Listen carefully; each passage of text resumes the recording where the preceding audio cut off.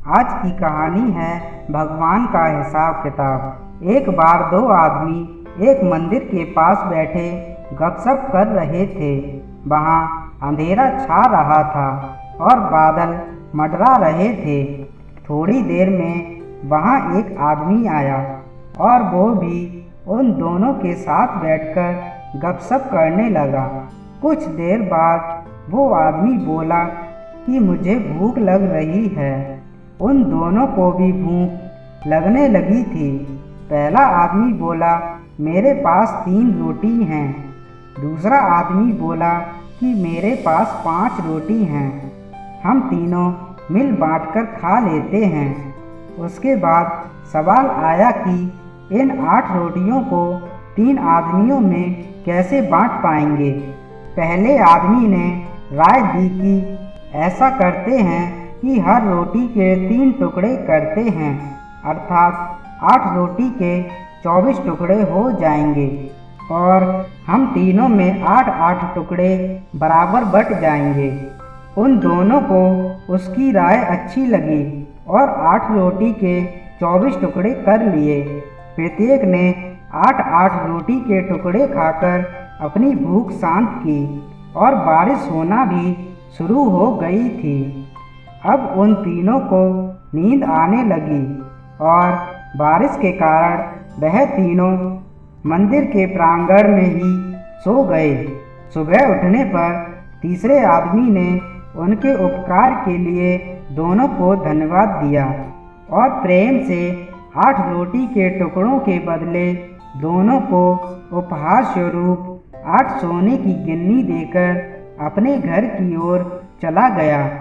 उसके जाने के बाद दूसरे आदमी ने पहले आदमी से कहा कि हम दोनों 4-4 गिन्नी बांट लेते हैं। पहला आदमी बोला, नहीं, मेरी 3 रोटी थीं और तुम्हारी 5 रोटी थीं, अतः मैं 3 गिन्नी लूँगा और तुम्हें 5 गिन्नी रखनी होगी। इस पर दोनों में बहस होने लगी। इसके बाद वे दोनों समाधान के लिए मंदिर के पुजारी के पास गए और उन्हें समस्या बताई तथा समाधान के लिए प्रार्थना की। पुजारी भी असमंजस में पड़ गया कि दोनों एक दूसरे को ज़्यादा देने के लिए लड़ रहे हैं। पुजारी ने कहा, तुम लोग ये 8 गिन्नियाँ मेरे पास छोड़ जाओ और मुझे सोचने का समय दो, मैं कल सवेरे जवाब दे पाऊंगा।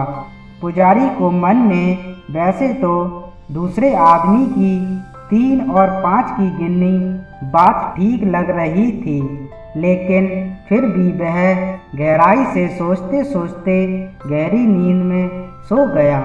कुछ देर बाद उसके सपने में भगवान प्रकट हुए तो पुजारी ने सब बातें बताईं और न्यायिक मार्गदर्शन के लिए प्रार्थना की और बताया कि मेरे विचार से 3 और 5 गिन्नी का बंटवारा ही उचित लगता है।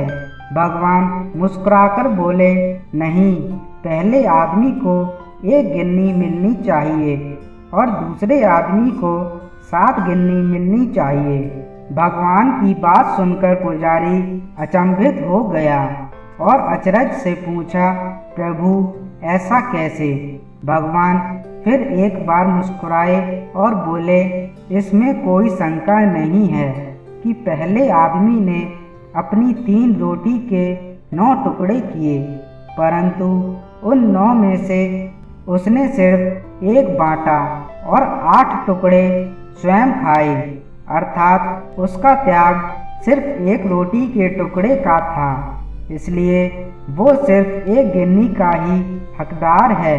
दूसरे आदमी ने अपनी 5 रोटी के 15 टुकड़े किए, जिसमें से 8 टुकड़े उसने स्वयं खाए और 7 टुकड़े उसने बांट दिए। इसलिए वो न्यायानुसार 7 गिन्नी का हकदार है। ये ही मेरा हिसाब किताब है और ये ही मेरा न्याय है। ईश्वर के न्याय का सटीक विश्लेषण सुनकर पुजारी नतमस्तक हो गया। इस कहानी का सार ये है कि हमारी वस्तु स्थिति को देखने और समझने की दृष्टि तथा ईश्वर का दृष्टिकोण एकदम भिन्न है। हम ईश्वरीय न्याय लीला को जानने और समझने में असमर्थ होते हैं। हम अपने त्याग का गुणगान करते हैं, परंतु ईश्वर हमारे त्याग की तुलना हमारे सामर्थ्य एवं भोग के तौर पर यथोचित निर्णय से करते हैं। यह महत्वपूर्ण नहीं है कि हम कितने धन संपन्न हैं, महत्वपूर्ण तो ये है कि हमारे सेवा भाव कार्य में त्याग कितना है। जय भोले बाबा की। धन्यवाद दोस्तों।